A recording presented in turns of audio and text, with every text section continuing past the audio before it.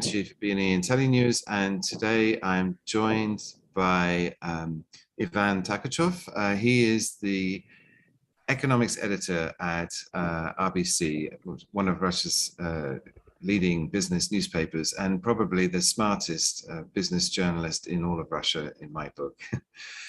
He's going to give us hopefully a bit of a download on the latest on the sanctions, economic impact, and market stuff. I'm also joined by Elina Ribakova, who those of you who've been here before, you know, is a regular guest. She's the Deputy Chief Economist at the International Institute for Finance in Washington, a think tank that's she's got a specialism on, well, emerging markets and knows Russia well itself. Ivan, let's start with you, because this has been out of the blue. The sanctions that Russia's been hit with were far in excess of anything that we were expecting. And moreover, we were expecting, I think, the European Union to do its usual thing of discussing, debating, and then watering down the sanctions as special interests like the Austrian banking sector or German gas companies put their 2 cents in and defanged the sanctions. And that hasn't happened. And moreover, the sanctions on the central bank reserves, that's totally out of left field. That wasn't even discussed before. And it seems that the Kremlin's been caught with its trousers down while it prepared for an attack on its, US assets. It seems that the central bank wasn't expecting its European central bank assets to be frozen. And so it's lost half its reserves, over $300 billion. Is that your reading on it? Were they surprised? Were they caught out? Yes, Ben, I think you're absolutely correct. I agree with you. I think that, well, certainly these sanctions are unprecedented because of its, first of its kind, a very high degree of multilateral coordination. I know that that's what Elina pointed out recently in her tweets, that this is the key feature of these sanctions. And while the sanctions from the US, European Union, and UK are not exactly the same, they are equally strong, decisive, with less than usual number of, carve-outs and grandfathering provisions. And of course, I think that, Russian government really has been preparing for some sort of sanctions. And I think that it's clear to me that Russian Prime Minister Mishustin was honest when he said recently that Russia has been preparing for months to such Western sanctions in response to DNR, LNR recognition. So we see that some emergency decisions which are currently being taken by Russia, it is not where the government is improvising. This is some pre-planned things. But I actually think that Russian authorities could not expect such severe sanctions, as you've been absolutely correct, as blocking virtually all Western-based assets of Central Bank of Russia.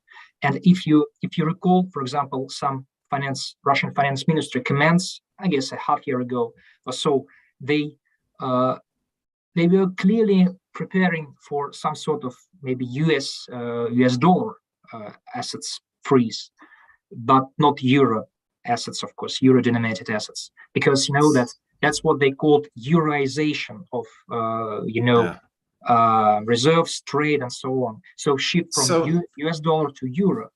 Can I ask both of you? Yeah. It's not actually clear. I mean, Borrell said 50%. I'm sorry, can you hear me? Yes, yeah, can you repeat, please? Yeah, you're good. There was some disconnection. I was saying that it's not clear exactly how much of the reserves have been frozen, but Borrell said 50% in their estimation. We're talking about 310, 320. Is that sure now? Is that money actually gone? I mean, because it's the data we have is 6 months old.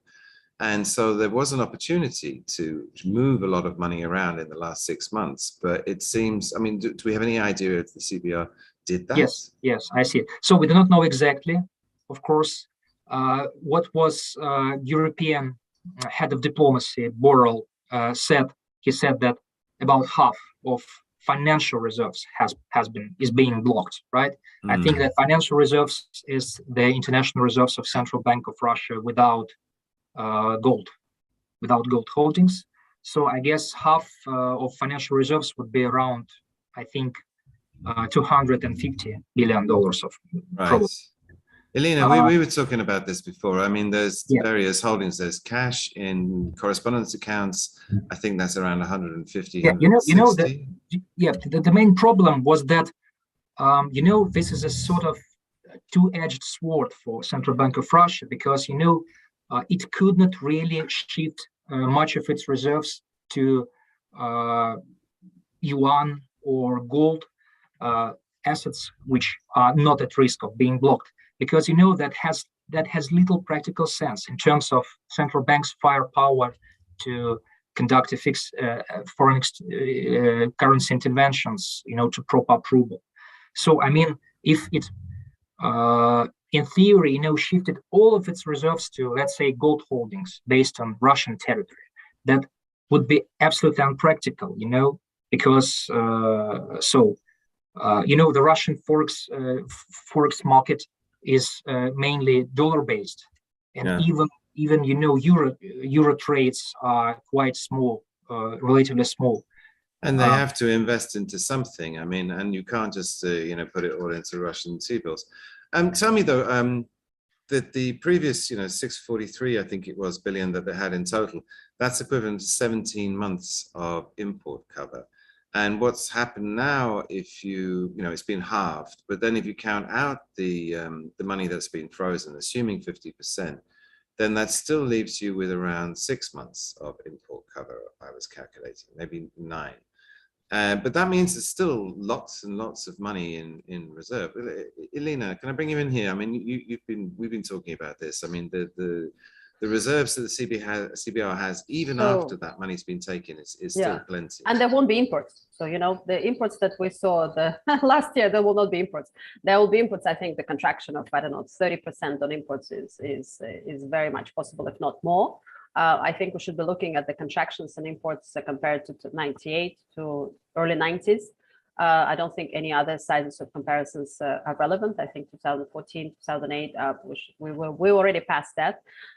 So the coverage, of course, improves. As the economy collapses, you will have no imports. Also, people have already stopped the increasing number of companies stopping working with Russia, partially because of compliance risk, but also partially of their political stance on the war.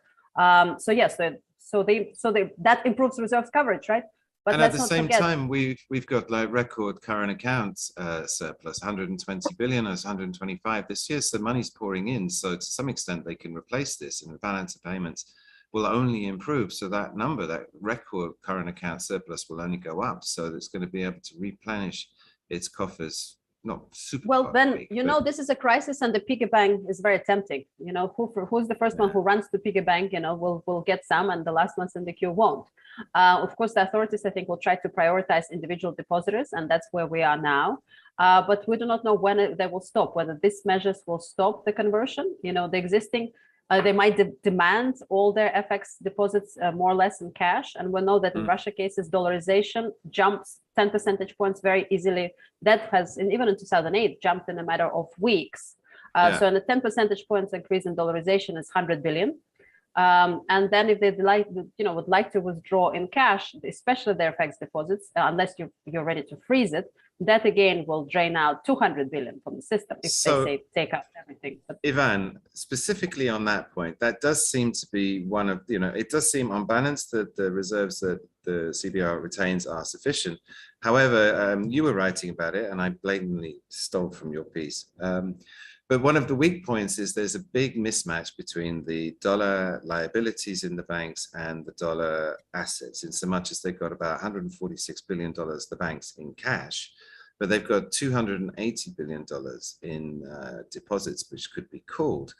And although the state's going to work hard in order to stop a run, I mean, that differential, that ratio is equivalent of just over 17%. Which, as for a capital adequacy ratio, is usually sufficient.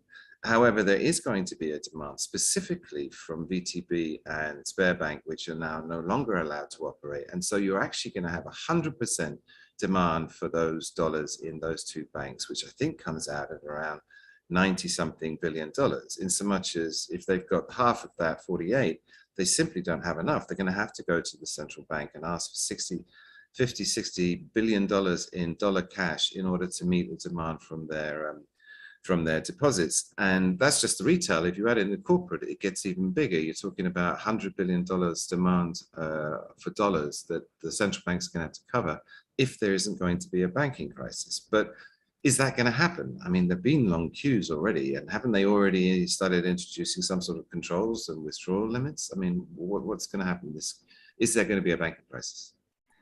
Yes, you are correct. There are already queues for the ATMs to withdraw dollar cash, to withdraw rubles, and there have been introduced some limits for cash withdrawal. You're correct. For example, in Sberbank, I think you can withdraw I don't know, maybe $200 at once or so. But I don't think the banking crisis can happen really, because, well, first of all, as you have already said, the central bank and commercial banks have accumulated much of dollar cash at their coffers. So in December 2018, the central bank reported it had around I guess $30 billion of cash, and more dollar cash with commercial banks. So at that time, then it stopped reporting this data, by the way.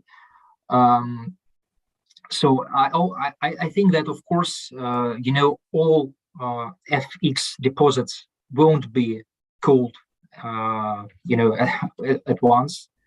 And I guess already also that, some big corporates, I think in time of, some crisis events, will be asked just not to withdraw dollar deposits. I mean, yeah, no, that's the advantage of having a lot of state-owned companies in that 280 that's in deposit, is that they must account for a very large chunk of that dollars, and they could just be told, leave it, don't touch it.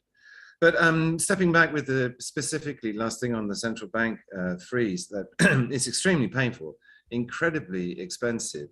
However, in terms of wounding Russia, of actually forcing it to do anything, the central bank still has enough to work. It still has effectively enough money to sanction-proof, in this particular regard, the economy, and so it can carry on. We're not expecting any drastic repercussions from this, are we?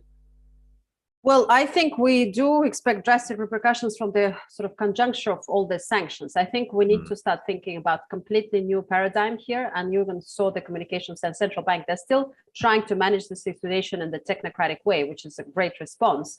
But if this situation drags on, we need to start thinking in terms of Venezuela, Iran. I'm not hoping not North Korea, but this is a completely different level of economic engagement with the rest of the world, where as you heard some of the statements, that once SWIFT, happened, there are conversations of a trade embargo type of sanctions.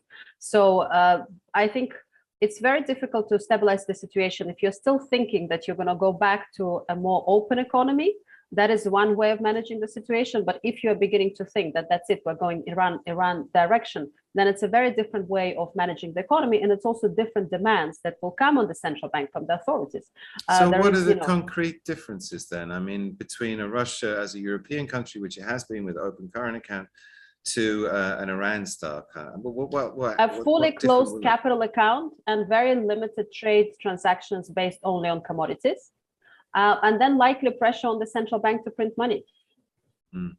So does that really sort of undo all of the prospective prosperity? I mean, I was just writing this morning that, going into 2020, the economy was doing fantastically well, and real incomes have suddenly started to rise, and stock market was doing blinding, hadn't been that high in 5 years at least. And then suddenly you're saying that we're going to go to this hermit state. And it's going to have limited trade. The economic growth has been constrained in a way that, we now had subpar growth before, but now it really going to be unable to grow going forward until this, as long as this regime is on, no? I think we unwound the last 20 years. We're going back to the 90s, but unfortunately, like Strugatskis, we're traveling the wrong direction in time. And I think that's what worries. In the 90s, there was hope of opening up and sort of benefiting from global trade, of course, crisis, but eventually after 98, there was prosperity. But now we're in the 90s, but sort of traveling the opposite direction towards independent payment system, independent a domestic financial system, independent circulation of foreign currency. They can lock in foreign currency circulation in Russia, even though they're sanctioned externally. They can try to use that. They can try to use gold of some sort of swap, so they can try to physically sell gold. And I think if I'm not mistaken, Iran will correct me if I'm wrong, has tried that in the past with planes. So that's the direction of travel. You could also have freezes, and there was some comments today of foreign assets in Russia as well. I think that is also not an inconceivable scenario, and that will scare any foreign company even further from transacting with Russia. Well, they're pulling out, aren't they? I mean, BP just sold and left Rosneft, and Shell just announced they're pulling out, and several others, I think. I mean, there's a sort of exodus of these partners, and BP is particularly shocking because that was BP's access to crude. Ivan, I mean, moving sideways. Yes. But I'm sorry. Just one point about central bank reserves. I forgot. Well, perhaps you saw that today Russian government announced that it would spend around 1 trillion rubles from its national well-being fund to buy back some stocks of public companies and so on, probably on open stock market. So, and that's what I mean. We should speak about for central bank reserves, not in terms of just its capacity to conduct fixed interventions to prop up ruble, but also, that foreign currency liquidity that is with Russian sovereign wealth fund. Those euros, yuans, and gold have been placed with the central bank, and it's the essential part of international reserves managed by Bank of Russia. So actually, I understand that this euro-denominated part of Russian sovereign wealth fund placed with Central Bank of Russia has been frozen too, and the United States explicitly prohibited the National Well-Being Fund of Russia, prohibited US persons from transacting with National Well-Being Fund of Russia. So I think that this is the question where they will take this 1 trillion rubles, because they just must sell probably yuan-based assets, which are left, yes, non-blocked, probably sell gold. But I think there will be some issues with that. There will be problematic because of liquidity issues, because they probably could not find proper buyers at fair price, for gold divestment. So I mean, we don't know exactly. There haven't been statements from the government on how they will get this 1 trillion rubles, from the National Well-Being Fund. But I understand that we will have to sell some gold and some yuans from it. Tell me, you wrote again, I think yesterday or recently, about the banks, because another part of why these sanctions are so crushing is they've come in tandem. I mean, Elina made a great point the other day, is that the sanction proofing with all the reserves was designed to deal with a cascade, a series of sanctions, which, in the past have been put in one after the other and scaled up. And what's so debilitating about these sanctions is that they've been very harsh, but they've all come at once, causing maximum damage, maximum panic. We've seen what's happened to the ruble, we've seen what's happened to the stock market. But the SWIFT sanctions, again, it's not a blanket ban. They're going to leave some holes. And I think it was von Leyen or Borrell said that they didn't want to punish the Russian people. So here in Germany, we have 8 million Russians, and they want to send money home to their babushka, dedushka. And at the same time, Germany has to have the ability to pay for its gas imports. So they're going to leave some banks back in SWIFT so that they can function. But he also said it's designed to do maximum damage. And targeting VTB and Sber seems to be extremely damaging. But again, the connection, the financial connection through SWIFT has not been cut off completely. I mean, so that will, bring some oxygen to the Russian economy, will it not? Can I just point out, I think Ivan, he's not connected to Twitter, so people are not hearing him on Twitter. So Ivan, maybe you want to connect quickly on the spaces and unmute yourself. But in the meantime, so we've been having problems with Twitter connection because they have been intentionally slowing it down. So I use VPN service to get access to Twitter. Okay, so for those listening on Twitter, Ivan cannot connect properly because he's using VPN and his connection is being slowed down. So people just, if you have quiet periods, it's because Ivan is having difficulties to access I've Twitter. got to work around. So I'm going to invite Dave, and then he can use his Twitter access to. In the meantime, we can respond to your. Welcome to the new Russia. If I switch on my VPN, I think I will lose connection with you, probably. So Ivan, it's great that you're still in the room there. So we're happy about that. We're going to do it via my colleague Dave, and he's just connecting now. So hopefully you'll be able to hear Ivan. Ben, I'm sorry. Yeah. Yeah. No, I can talk about SWIFT in the meantime. So just Elina, let's listen. So I think SWIFT gives room for further escalation, and I think we should not forget there is further escalation. That I think everybody is sort of it's only Tuesday. It's going to get worse potentially. So there is room for further escalation of disconnecting individual banks. I think it was a shrewd way of doing it, in a sense that you start with certain banks, see what happens, and then you go further, rather than disconnecting full of Russia and then trying to figure out that insect sounding of institution that they tried to do for Iran that only had one transaction in its lifetime. So I think it's important that they kept some banks for continued transactions, see how this works through the system, and if they need to, they can continue sort of tightening. Also, for SWIFT, you can try to actually then, even if you could disconnect majority of the banks, you can still carve out the energy. You can now tighten that as well, because there is a very broad range of things that that we can still transact on with Russia. You can tighten that out, and via SWIFT you can try to sort of sift through transactions like that, and especially bulky energy payments, they probably would be able to see and be able to clear them. Yeah. So it's the beginning. That's what I'm trying. When we talked about this, you and I, specifically in the run-up, trying to see what would happen, we kind of discounted the SWIFT ban because the energy payments was a problem. And then we also discounted the war. So who saw that coming? I mean, I thought it was possible, but who thought they'd actually go through with it? But not the baseline. Yeah, but counting out the energy, the SWIFT, but we don't actually know which banks. I mean, Ivan, you're online now via my colleagues, so they can hear you on Twitter, I hope. But we don't actually know which banks have been hit. I mean, we do know Sber and VTB. And in fact, I've been told that the cards have already stopped working. But we don't know the full list. So like Elina says, I mean, is it going to be, they're going to start with the two biggies, which is already extremely painful, and then progressively introduce more, or do we have any sense or feeling about how that's going to work? Yeah. Yes. I wouldn't overestimate. My mic's not unmuting on Twitter Spaces. I've got to reconnect. So interrupt. Okay, look, do you need me to re-invite you? Yeah, I'm going to have to reconnect and get re-invited. Bear with. All right, just hit me on Skype and I'll do that. Sorry, guys, we're having some technical problems due I'll send you a request quick. I got it.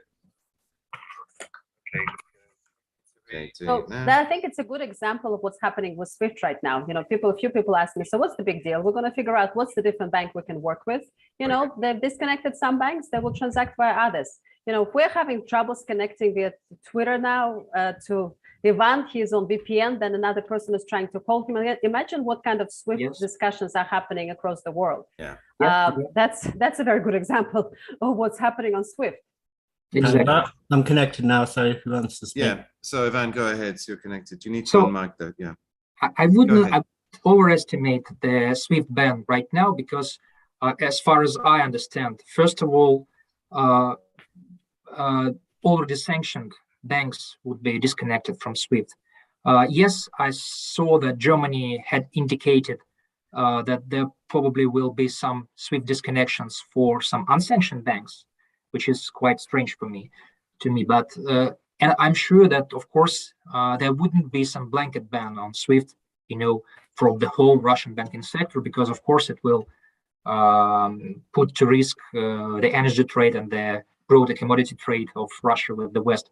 So, but what I wanted to note that actually, over the past days, we in Russia started to fear of probably some export-related sanctions on Russia. I mean, you could see that Canada was the first country to announce effective oil import embargo related to Russia. So, of course, there are negligible amounts of oil being imported to Canada. But I think that could be some hint that the West probably maybe thinking of going after, disrupting just maybe at least part of energy trade. So yes, I understand that the West depends on Russian oil and gas and so on. But if you recall, the United States had mobilized alternative sources for gas shipments to Europe recently. So, and I think that probably they could be talking to, I don't know, Saudi Arabia or what to replenish those volumes lost from Russia, for example. Now that's obviously another upshot of this is that Russia and Gazprom in particular have been working very hard to get these long-term contracts. I mean, they're looking, how are we going to sell 100 years worth of Yamal gas? And that's probably going to be one of the most severe long-term consequences, is that the diversification away, rapid and complete diversification away to an extreme extent is going to accelerate. Here in Germany, Scholz already announced that they're going to build the first 2 LNG terminals. Germany doesn't have one, and they're going to rapidly do this. Not that there's enough LNG around to meet European demand. Can we move again on to growth? This 20% hike by the CBR, I remember in 2014, they put a 17% emergency hike in order to stop the ruble, which was in free fall. When they did, it went from 100 and whatever it was, 8 back to, I think it was 96. However, I'm just looking at it now and it's back to 104. And more importantly, this 20% interest rate by the CBR is going to completely hobble economic growth. And where we were expecting 2.2, 2.4% GDP growth for this year, Capital Economics came out with a note and said recession, 5% contraction. And prolonged recession seems to me, because of devalued ruble and at the same time extremely high interest rates, it's just going to kill growth dead. I mean, what's the outlook? Where do we go from here? Jump in? Please. I'm itching to jump in because I mean, it's very hard to do point forecasts, but I think it's -20, minus more on the Russian economy, and it's not even 20% hike. 20% contraction or more. I mean, this year. I mean, this. I don't want to. I maybe will end up eating my Russian hat on the wrong forecast, and as like all of us, we've done plenty of those, and they're sitting in there somewhere in the closet. They're hiding there. But what I'm trying to say, it will be a dramatic contraction, and again, we're not thinking about it as a standard economic contraction. But even in 2008, we went from 7% growth to 7% contraction, a 14-point move, and so. You're saying at that time similar.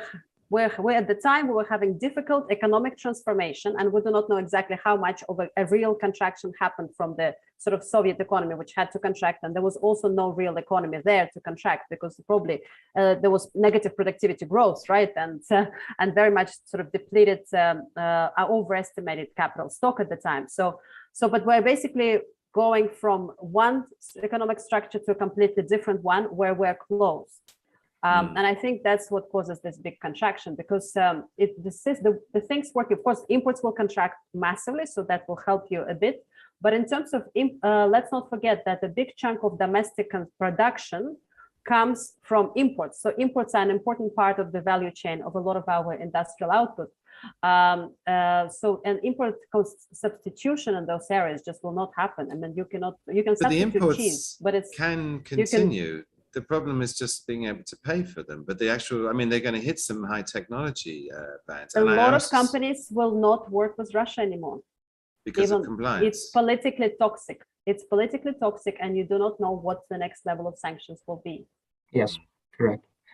You know, there is some political and economic combination of factors behind the recent decisions of some Western companies, you know, to stop completely trade with Russia, because on the one hand, the substantially weaker ruble, you know, prevents those companies from exporting to Russia, because there's just wouldn't be any demand on this, you know, because the purchasing power of, you know, Russians has been eroding. And also, of course, there are political considerations, and the problem is that Russia overall becomes toxic, really. And as far as we can see, you know, there is already some over-compliance by Western banks in terms of sanctions. There is sanctions uncertainty and, you know, sanctions risk just every day, which are being escalated. So that is a problem, and we have already feel some acute shortages of, for example, Western-sourced cars, because, you know, the Western automakers suspended shipments of cars to Russia, and so on. And there is, of course, fear that, you know, we have some shortages of some, you know, critically important consumer products from the West, like, you know, for pharmaceuticals or so. So it's not just that they're blocked. Go ahead, please, Elina. Yeah, there is also massive regulatory uncertainty. Ben, we spent an event last night trying to figure out what does it mean we cannot pay foreign debt. You know, half the date, they took them half a day to clarify, but effectively that could have meant that Gazprom cannot honor its external debt, right? The way that the statement was worded in Kremlin would sound that, you know, that we cannot pay on any external debt. And imagine the corporate treasury sitting there thinking, oh my goodness, I'm going to do trade with this country, no external debt. Then there was, I think, another announcement today of similar kind, I already forgot what, and they will keep on coming as also the domestic regulatory uncertainty settles. Freezing of, there was the talk of potentially seizing assets of foreign companies. I think Mishustin, maybe they made a comment like that today. That will scare also a lot of foreign traders. Yes. I will clarify this, Elina, please, if you want.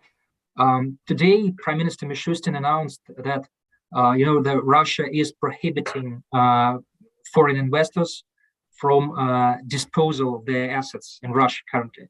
So we understand now, this is not fully clarified right now, but we understand that this is related exactly to, you know, BP's share in Rosneft, for example, which they wouldn't be able just to divest right now. So this is some artificial way, you know, to arrest their capital outflows. This is officially was explained by that. So let's give some foreign investors some time, you know, to stop panicking and, you know, to rethink it over, to think it over about whether they should exit Russia or not. So actually, I mean that actually this is an effective asset freeze in response of you know, formal asset freezes of Central Bank of Russia, for example. Can I ask a question? Foreign investor wouldn't be able to exit Russia right now. At the moment in Gomel, at the border between Belarus and Ukraine, there are talks going on, and the Russians asked for these talks and said they want to conclude a deal as fast as possible. And my whole sort of working model of how this is working is that Putin's, you know, holding a gun to Ukraine's head to get a security deal, and that the whole invasion of Ukraine was just the next level up after diplomacy failed, and that actually they are dead keen on getting a deal, because I think Putin must be aware, even if he has gone mad, that he's burning through his political capital in addition to all the economic problems, that he cannot sustain this. and that there could be a possibility, because they said to Ukraine, accept neutrality, and Ukraine said that they were interested in talking about this and accepted it as a possibility, and that there is a scenario whereby this whole thing could be over by the end of the week. You know, if that deal's agreed, the Russians stand down, change the constitution, whatever, it takes a little time. To what extent are all these sanctions already set in stone? Because there's a lot of talk, but it seems to me that, you know, the threats have been made, the intentions are clear, but the implementation, to what extent are they already in place? I know Sberbank's cards are not working already, and that all the compliance people have stopped sending things, but, you know, this is all reaction psychological. You know, to what extent are we already beyond the point of no return? Well, I think these sanctions can be scaled down, and that Ben and Ivan, I much prefer to be amateur virusologist as opposed to amateur defense analyst. So no, but these sanctions is possible to escalate, de-escalate, and escalate if there is a change in situation. So these sanctions will be painful to unwind just because everybody has moved on. But also, let's not forget that when Iran's sanctions were unwound as part of the nuclear deal, business didn't really come back and forth. You know, it then takes a long time for business, and it comes back at a much lower level. And that's when the disconnection happened again in 2018. Remember, it was not as painful because there were already not so many companies engaging actively with Iran. So I think that is the problem. The peace talks are ongoing, but we know that the bombing of the cities is also ongoing. Pressure. So that's how long will it take to unwind the 20% rate hike? I mean, the one in 2014 took like 5 years. Won't it be like the same sort of timescale? I worry if we're going to have more hikes. So I'm at that camp. I don't know what Ivan is thinking. And the ruble? I mean, both of you, because the ruble went back to 96, so the stability still very high, but it's been sinking steadily. It's now 104. It's nearly back to the 108 it was in the first shock of the. Well, it answers your question, right? Yeah. We'll do a shock and awe hike, and the day after, on the few hours of trading, it's beginning to slide again. So you're chasing yourself. It means it was not enough. Yeah. So you think there's going to be more rate hikes and soon? I mean, if it starts to, I mean, could it go into further meltdown? Some people, Tim Ash was on Twitter and did a poll, and half of his respondents predicted 300 to the dollar, which I don't know, it seems extreme, but then we're really in uncharted territory here, aren't we? But I think that's what we were discussing earlier in terms of technocratic approach and sort of trying to switch from that to facing the new reality. Because in the normal balance of payments crisis, what you would do, you would let the ruble slide enough and then do massive hike, calm the population, make sure there are no more further withdrawals and conversions, and then you have say sometimes in a very good situation because the economy contracts so much, you have maybe even 3 months when you can start beginning taking off hikes. But we're not in that situation. We did not manage to calm the market with the rate hike. We're still, I don't know if Ivan knows better, but it seems like the withdrawals are still happening. You know, people didn't stop. People don't believe in it. And I think we possibly will have to go more into tightening of capital controls because you might not be able to hold it with the rate hikes. This is not the regular situation. Nice. At some point, rate hikes become meaningless because you're working through the expectations channel. And what is the expectations? What is the right expectation for people, for grandmothers and grandfathers in the regions to stop withdrawing their cash from the bank? I do not know. Another topic I want to touch on is external debts. And I forget the number, I think 480 billion, something like that. But there's been talk that there's a possibility that the state and the companies, they're going to claim force majeure. You've made it impossible for us to pay, so we're just not going to pay. It's not our fault, and walk away from that debt. But again, given the experience of 1998, where the government went out of its way, it didn't default per se, it did a technical restructuring, 5 years delay. Because if you ruin that reputation, you've ruined it forever, and that affects your ability to go to the debt markets. But then again, what Elina's been saying, that suggests like that's out anyway. If we're going to go into a hermit-style pariah economy, you can't go to the debt markets anyway. So why pay back this money? Just walk away from it. You think that's what's going to happen? I think politically certain sanctions will be very difficult to take off. I think politically in the US, sanctions on sovereign debt will not come off for a very long time, even if there is meaningful de-escalation. So I think there's some sanctions that, SWIFT or central bank, obviously, these are sanctions that if there is a meaningful de-escalation, I think we can roll back on those ones. But on things like portfolio debt, I think that can be forgotten.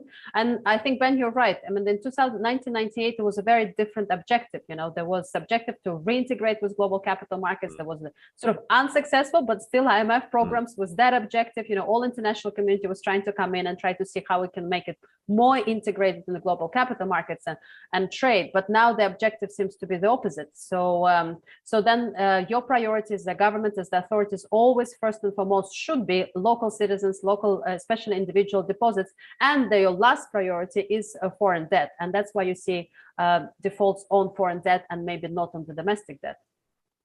Ivan, specific question about you. I'm sorry, Ben. Can I just share my opinion on the default issue? Well, I think that Putin will do everything to avoid any defaults, because we know that he personally hates defaults, and his policies of early 20s were very much in response to 1998 state default on state debts.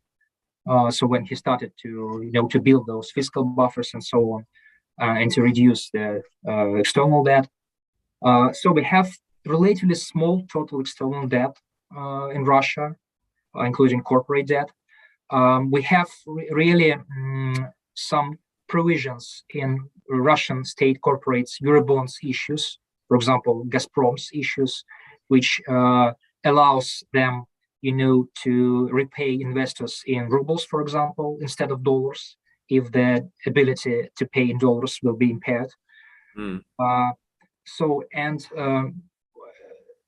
I think that's not Putin's strategy, to announce some selective default, as a countermeasure. Can I ask? Yeah, Max but I'm sorry, I just as well. Yeah, go ahead. Yes, but there is a risk that Russia just would be not unwilling, but would be unable, to pay debts due to some technical difficulties related to sanctions, of course. And actually, I should say that currently, probably the wording of U.S. sanctions, I will stop short of saying this because I'd like to probably report on this, but the current sanctions wording from the U.S. actually prevents U.S. investors from getting, for example, coupon payments or repayment of Russian sovereign Eurobonds. So they will have to probably issue some general license or to clarify those sanctions wording to allow U.S. investors, if any, to receive payments from Russia. I've got a question from Max Hess, specifically about selective defaults. I mean, are they going to do that? I mean, it's a way of striking back. So the bonds or financing for Nord Stream 2, for example, they'll just claim like that was your fault. It was a political act, so force majeure, we're not going to pay that. Or bonds related to Sberbank and VTB, same thing. It's like you targeted us for political motivation, and we shouldn't be expected. And so we'll see a general willingness to meet obligations, but on specific cases like that where they claim it's political, that they'll punish back by just saying, right, you're going to walk away from whatever it is, $100 million. That's your fault. Yeah, I think there is probably a risk of some selective defaults given the dire situation with fixed liquidity right now. Well, probably yes, but I just did not think about it really much, for example, as related to Nord Stream 2. Well, I will need to think it over, really.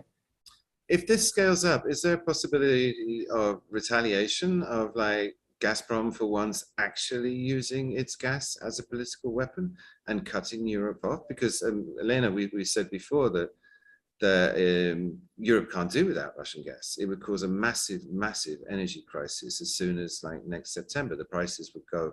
We had $2,000 per 1,000 cubic this year. We'd be talking about 20,000 because Europe has no choice. And also, of course, for the global commodity prices, if oil price goes to 150 or 200, you will feel the pain in the US where everybody is driving, especially lower income, and there is no other infrastructure to get to jobs. And it's a huge part of the consumer basket here. So there's definitely sort of political and global economic implications of that. But that to me means that you can continue tightening on the financial sector.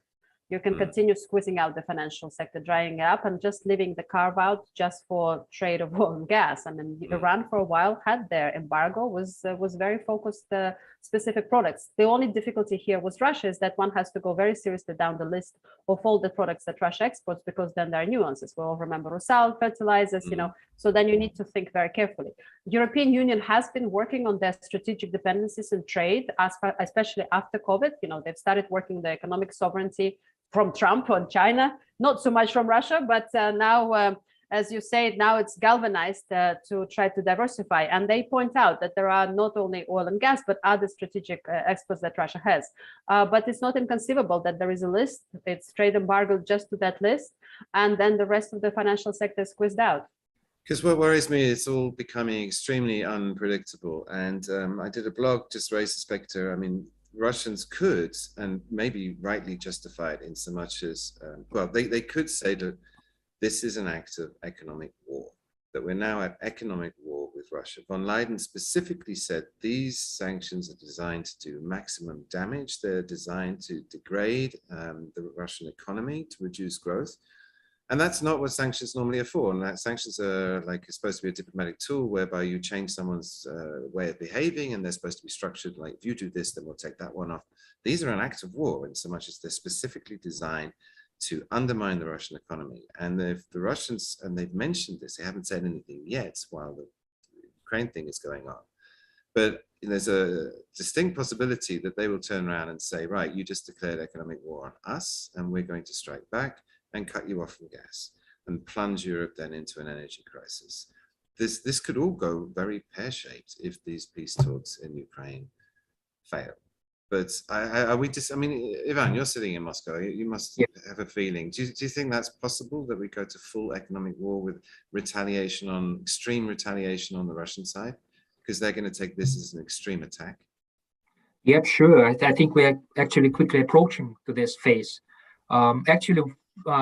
As we see it from Moscow, you know, we see that the strategy of sanctions as a deterrent has clearly failed in the West. So they have demonstrated lately the dramatic shift, the dramatic shift of their approach to sanctions. So they really punish Russia now, and they would stop short of, you know, openly suggesting that they want damage for, I don't know, Russian people, Russian general population. But actually, we see from their measures, from their decisions, that they really want to hit hard the broader economy. For example, there has been unprecedented ban on, you know, European exports of aircraft to Russia, and they, you know, explicitly said that they want to, you know, to make movements, travel within Russia more difficult. The ban on export of you know, technologies, of course, will hit hard because, you know, there are already suspension of deliveries from, you know, chip makers and so on.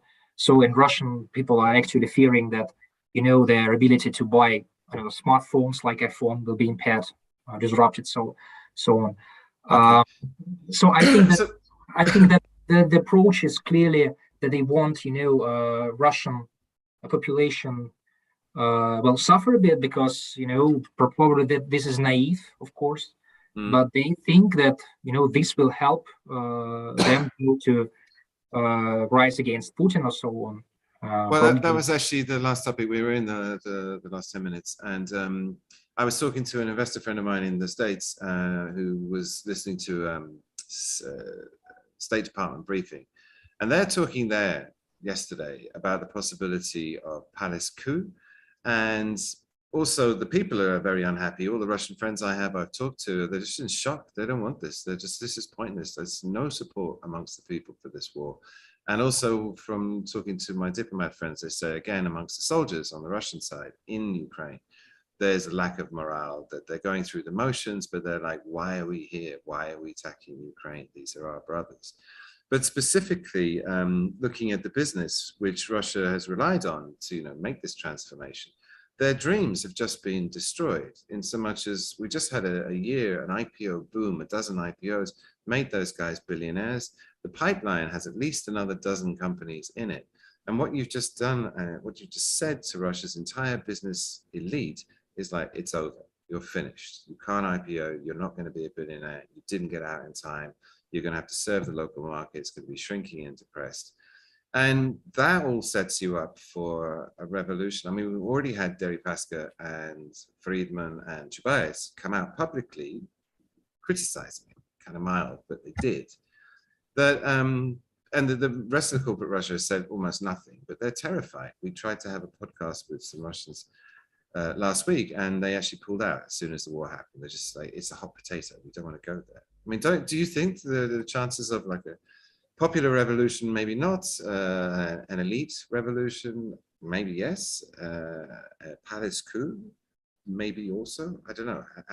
What are the chances of that? Yes. Well, I personally don't believe in, palace coup or popular revolution right now, but I think that we clearly see many signs of, ruptures within the business and political elites. Officially, of course, everybody is united around Putin, but, informally we see that, and we read it from some,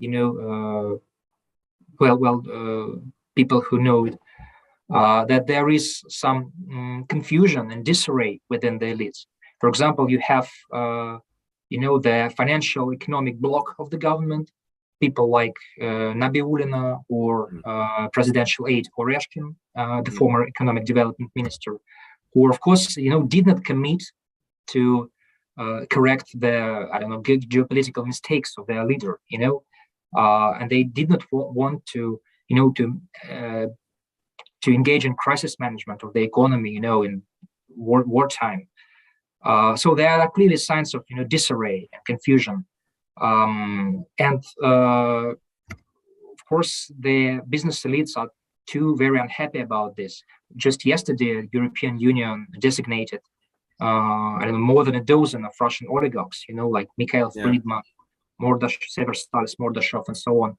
So, and in response to that, they today they have to, to start resigning from their positions in the boards of those companies. I think that we will see more and more divestments of these oligarchs from their assets, and some schemes, to isolate them from sanctions. So they'll just leave. They won't resist. They'll just leave. They'll just give up and say, like, we had a good run. I made my money happily. I put a big chunk in Switzerland, which has also actually joined the sanctions regime, so it's not even safe there.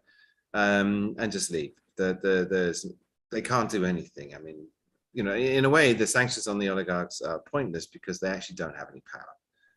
And all you're doing is lashing out at rich people who made their money. Well, I think on the sanctions front, it's important to remember that it can be something to deter. It can be something to impose costs. And that's one of the legitimate objectives of the sanctions. It can be something to change course of somebody's action as well. And if you look about imposing costs, that's one of the sort of academically more proven ways of effectiveness of sanctions. If you talk about the change of course of government or deterrence, I mean, that's because relationship there becomes a bit more tenuous. So having failed the deterrence, I think it's absolutely natural that you just impose cost. You impose the cost of certain action, and you could have done that. I think it's a legitimate sort of objective of sanctions, and also an objective that at least have proven to have worked in the past, that you can impose cost. I've always said individual sanctions don't work, they're useless. However, collectively, what they've done is forced Putin to build this fiscal fortress, to run an austerity budget, to build up massive reserves, and that kept the potential growth at 2%. And what this new lot of sanctions do is turn the screw sufficiently so you're actually going to make Russia shrink, wither as a result of this, stagnate, which is a significant change. In that sense, it seems that Putin has massively miscalculated how far and how hard the West response would be. Whether there's any chance if there's a quick deal and resolution, I mean, relatively few people have died in Ukraine so far. The damage is relatively limited. whether some of this comes off and there's some sort of recovery. But I think, like you said, Elina, that the damage is already done. I mean, Russia's in a new place entirely as of Monday or Sunday, and there's going to be a long recovery, if any. So, guys, look, we're out of time. I'd like to thank very much Elina Ribakova for joining, and Ivan Takachev for jumping in at the last minute. I was trying to persuade him to do it. He was complaining he's so busy to take the time out to actually talk to us for an hour. Fantastically interesting. It really is a very confusing time, but thank you both for joining me today. Thank you, Ben. Thank you. Thank you. Thank you. For those watching, apologies for the technical problems. We still haven't got this completely ironed out, but for those of you on Twitter Spaces who missed a bit of what Ivan was saying, you can go to our YouTube channel. If you go to this page, intellinews.com/welcome, there's several links there, including the YouTube channel, where there is a recording which should already be up as soon as we press stop to this, where you can go back and review what he said, and probably with better sound quality than you have here on Twitter Spaces. There's also, I encourage you to sign up for our daily digest email editor's picks. Comes out mid-morning with the best stories we've had from the last 24 hours. At the moment, it's entirely dedicated to the Ukraine crisis, the war. And in addition, we have correspondents all over the region. So not only are we covering the specifics of Ukraine, Russia, but we're also looking at the regional reaction out of Central Europe, out of the Balkans, out of Central Asia, about what everyone's saying and how it's affecting their economies.